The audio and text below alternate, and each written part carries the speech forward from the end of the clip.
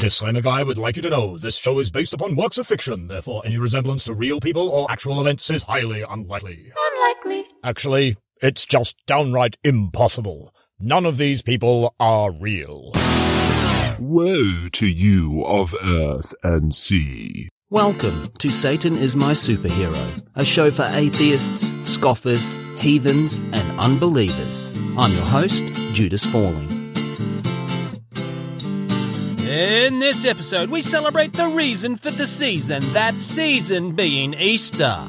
I know Easter isn't a season, but you know what I mean. Anyway, Easter shouldn't just be an acknowledgement of that time Jesus impregnated a bunny rabbit with chocolate eggs. Gross. We should also remember the belligerent, bewitching, beguiling, bewildering, bedevilling, bedazzling, befuddling, bemuddling, besmirching, belittling, beastly betrayer who invented the holiday in the first place. Judas Iscariot. Judas Iscariot. Hooray for Judas! Judas is the best. Judas rocks. We love you, Judas. I want you to impregnate me with your chocolate eggs, Judas. Ugh, that turned a bit weird. We're going to start this episode addressing the elephant in the room you may not even be aware is currently crushing your favourite couch. The historicity of Jesus. I will now read a list of contemporary sources outside of the Bible that mention Jesus and/or his followers.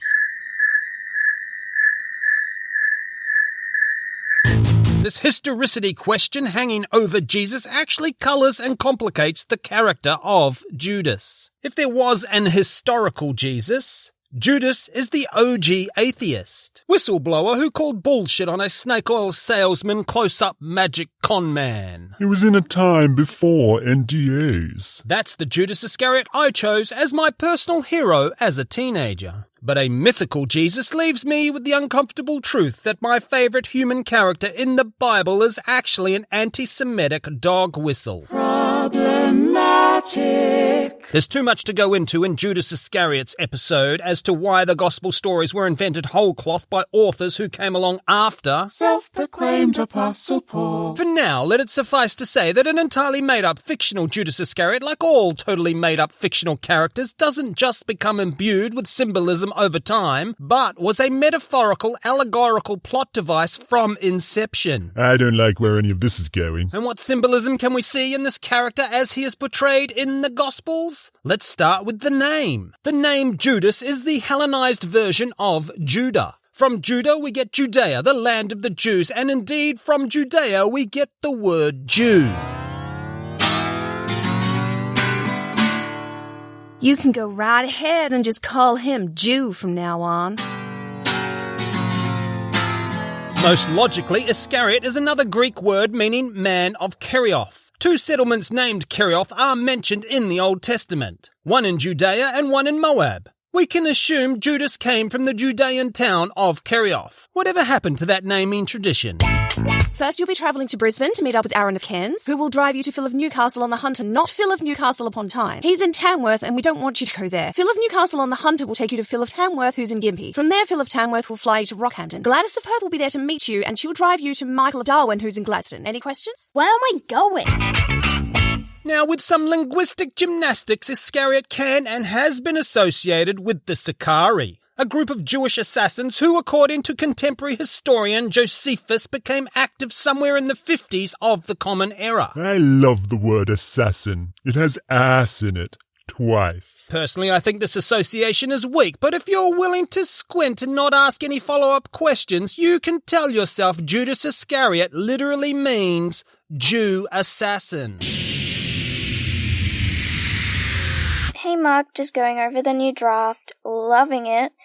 Just a note on the character name. Jew Assassin? Oh, that's just a placeholder.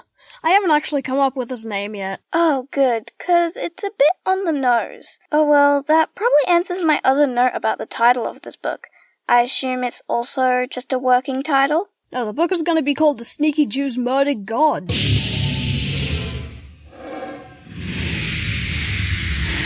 Personally, I think the symbolism in the name is a stretch, and an unnecessary one. The New Testament goes out of its way to hammer home the fact that all the opposition Jesus ever faced came from the Jews. It bends over backwards to literally wash Rome's hands of the whole affair.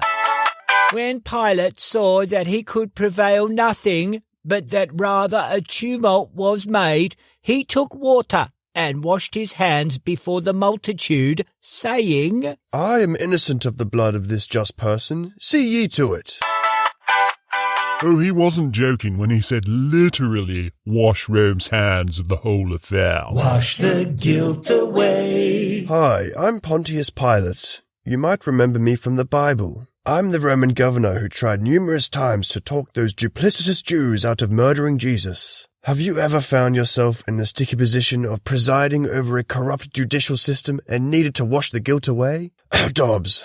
Well, now you can with Wash the Guilt Away. Wash the guilt away. Have you ever followed a populist, racist demagogue into full-blown treasonous insurrection, and now you find yourself supporting an actual historically unabashed enemy of your entire way of life in his invasion of an independent sovereign nation? Republicans. Well, now you don't have to admit ego got the better of you and crawl back to the light and the right side of history like some beta-cuck loser. You can just wash the guilt away. Wash the Guilt Away also works for systematic cover-ups of child abuse. Catholic Church. Wash the guilt away. Wash the guilt away. It's innocence you can touch. Wash the guilt away. Wash the Guilt Away is brought to you by Christ Incorporated. Christ Incorporated is a subsidiary of Yahweh International. Stay stupid and keep hating. Stay stupid and keep hating. When you consider the earliest canonized gospel was written at the height of the First Jewish-Roman War, the pro-Roman anti-Jewish propaganda becomes apparent. The weak and cunning Jews couldn't possibly harm God incarnate, so they tricked the powerful and mighty Roman Empire into executing the saviour of the world. It's not a dog whistle, it's a freaking foghorn. What's that? That's the racism fairy. We better hurry. We don't want to miss it. No need to rush. There will be another one along in no time at all. There always is.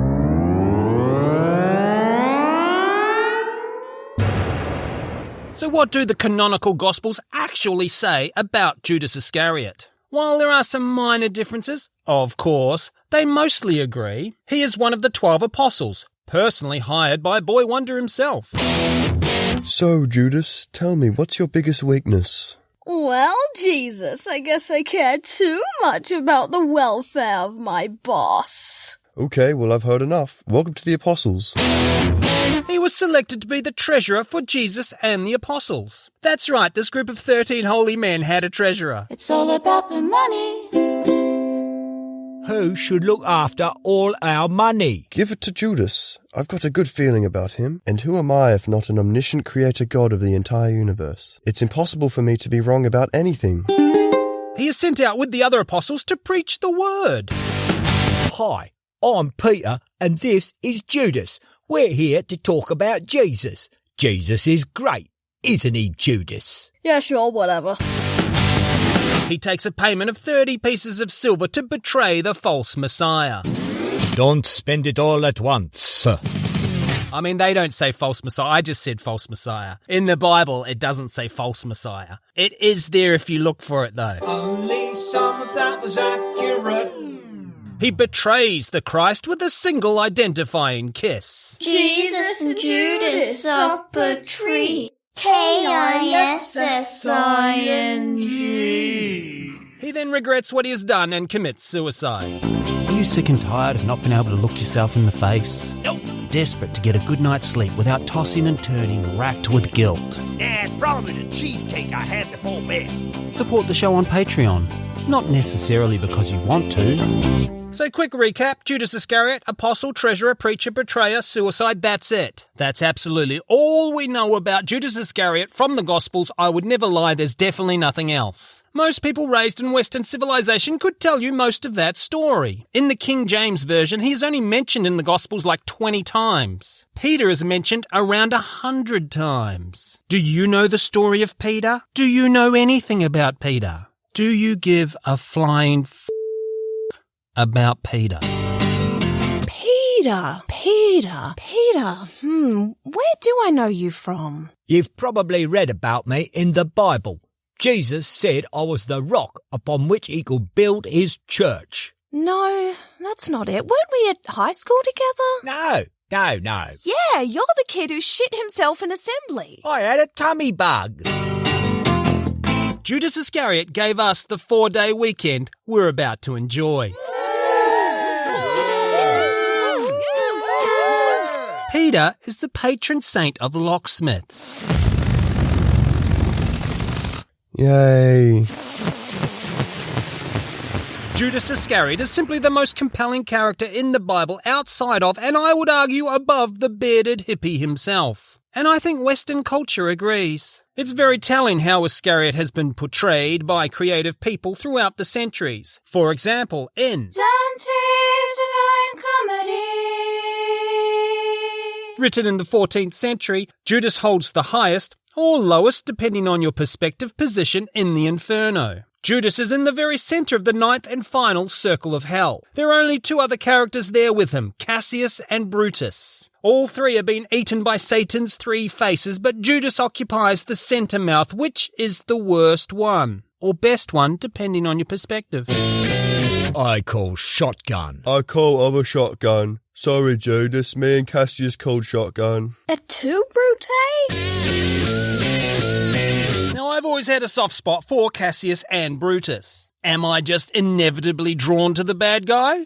Maybe. I find your lack of faith disturbing. Cassius and Brutus were the lead conspirators and betrayers of Julius Caesar. No argument, a great general and fantastic politician. But he was a despot who had overthrown a 500-year-old republic and replaced it with an authoritarian dictatorship. He was facing a myriad of legal and financial issues. There were people who wanted to put him in prison. I would highly recommend any oligarch or former reality TV game show host in that position to do the same thing. I do wonder, in a post-January 6th world, if maybe it's time for a revision of 2,000 years of Julio-Claudian family propaganda. Maybe it's time to redeem Cassius and Brutus. Alright, Cassius and Brutus, you can get out of the jaws of the hell beast. The people in the future are much smarter and can see through obvious bullshit written by the winners of history. Oh, really? No, not really. I'm just kidding. People are still dumb. You're not getting out of those mouths. You bear! Wank, wank, wank, wank, wanky pranked! Anyway, here is what Dante had to say about the torment reserved for the one he viewed as humanity's greatest sinner. At every mouth he with his teeth was crunching a sinner in the manner of a brake, so that he 3 of them tormented thus. To him, in front, the biting was as naught unto the clawing, for sometimes the spine, utterly stripped of all the skin, remained. That soul up there which has the greatest pain, the master said, is Judas Iscariot. Satan? How many times do I have to tell you? Don't eat with your mouth open. In Leonardo Da Vinci's The Last Supper, there is only one person of colour in the painting. Do you want to guess who it is? Shouldn't they all have been people of colour because of, the whole living in the Middle East thing? I read 3 or 4 articles discussing the symbolism of the painting, and they all claimed Iscariot is seated in a shaded position. When they say that, they mean brown. He's not seated in the shade. He's clearly not a white dude like everyone else in the painting. I don't care if Leonardo is your favourite Ninja Turtle. Don't whitewash him. He painted Judas Iscariot as a black man, which by itself, there's nothing wrong with that. It's the context in which he made that artistic choice that really sticks in the gullet. It was a different time. Extra, extra, read all about it. 15th century European men might have been a bit racist. In 1965, Hollywood gave us the greatest story ever told. Which, if nothing else, starred every single actor Hollywood had produced up until that point in history. Swedish, blue-eyed, Aryan Max von Sydow as Jesus and the man who played the Russian in The Man from U.N.C.L.E., David McCallum as Judas. The cast also included File 0001 in every NRA member's wank bank, Charlton Heston. I like to imagine his cold dead hands are clenching it really hard. The film also featured Pat Boone, Martin Landau, Angela Lansbury, Roddy McDowall, Donald Pleasance, Sidney Poitier, Claude Rains, Telly Savalas, Shelley Winters, and even the Duke himself, John Wayne. You've got to get me off this film. They've put me in a dress. It's not a dress, it's a tunic. You said I'd be playing a soldier. I don't even have a gun. You're a centurion. That is a soldier. I've read the script. I don't kill any Indians. John, we've talked about this. Okay. Native Americans. I don't kill any Native Americans. The film is a 3.5-hour telling of the Gospels in which Iscariot sells out Jesus, believing no harm will come to him. Despite the Gospels depicting Iscariot coming to his end by hanging, in this fictional take on the original fictional take, he throws himself into a fire. It's more cinematic, darling.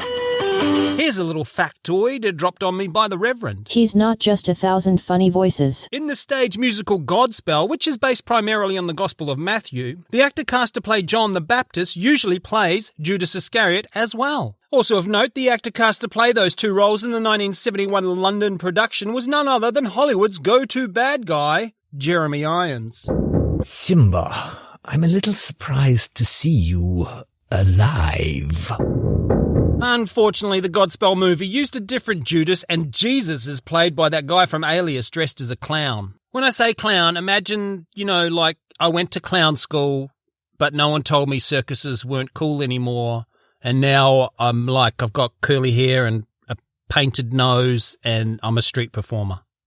That kind of clown, but more lame than that. I'm trying to imagine that, but I think what you're describing breaks the physical laws that govern the universe. In the movie Dracula 2000, Gerard Butler stars as Dracula, and it is revealed the old vampire is actually Judas Iscariot, who after attempting suicide was condemned to be undead for eternity. This also explains his aversion to the crucifix and silver. It also explains his smouldering good looks.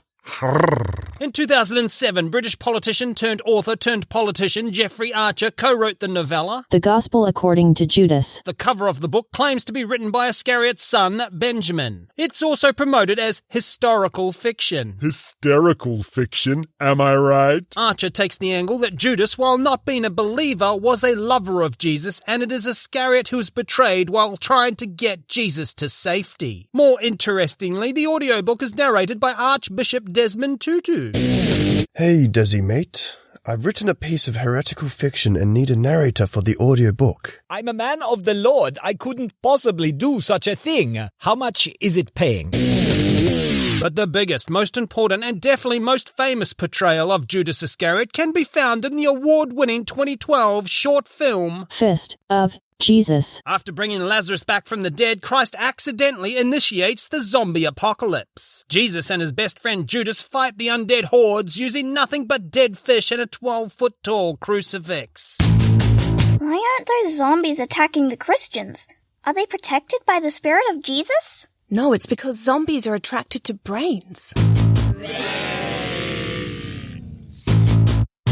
So as we approach the imaginary anniversary of the mythical event at Golgotha, what have we learned? I have to be honest and admit, Judas Iscariot may indeed be a completely fictional character invented to perpetuate and spread the horrible stereotype that Jewish people are greedy and untrustworthy. That really, really sucks. But, counterpoint, 4-day weekend.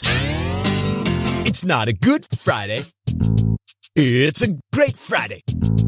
It's a best motherfunkin'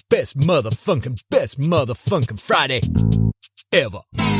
Disclaimer guy would like to acknowledge that not everyone gets the day off on Good Friday. But we do. If you're a 45-hour-a-week manual labour wage slave like me, that 4-day weekend is worth pretending it's not all based on 2,000 years of anti-Semitic marketing. I can turn a blind eye. Just watch me. Most of the music in this episode is provided by the Genuine Hoots of Joy. For more, check out the website satanismysuperhero.com. They say a good song is just 3 chords and you tell the truth. Yeah, well, here's my truth. I missed you. I missed you. I missed you. Better luck next time. Remember when I gave you a breakdown of everything we know about Judas Iscariot and said that was all and I would never lie? Let me guess. You lied. I lied. Oh, Judas, you're such a... Judas. There was one more little snippet I wanted to save until the end. This occurs in the Gospels when one of the many Marys has just washed the Christ's feet with expensive ointment. Judas Iscariot asks Jesus, "Why was not this ointment sold for 300 pence and given to the poor?" The answer the OG Christian preacher gives to the OG atheist reveals all you'll ever need to know about the entire religion.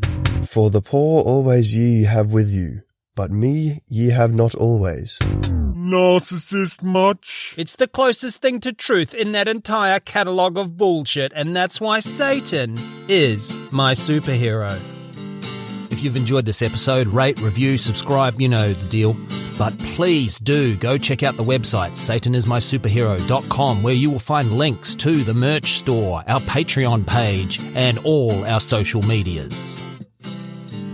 Here are the Zoomers in a millennial, watching the Godspell trailer for the first time. Oh my god, why is there a wet t-shirt competition? Why do we see up her skirt? Is this a porn? And he's juggling. This is chaos. What is going on? That's strange.